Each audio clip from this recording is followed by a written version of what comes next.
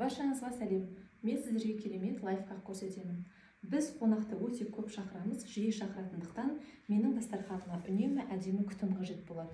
Оның шешімі өте оңай. Ол үшін бізге таза ыдысымызға спирт немесе осындай арағымызды алып, осылай азғантай мөлшерде, өзімізге қажет мөлшерде құйып аламыз, және осылай таза майлығымызбенен дастарханымызды сүртіп шығатын боламыз. Ал кеттік.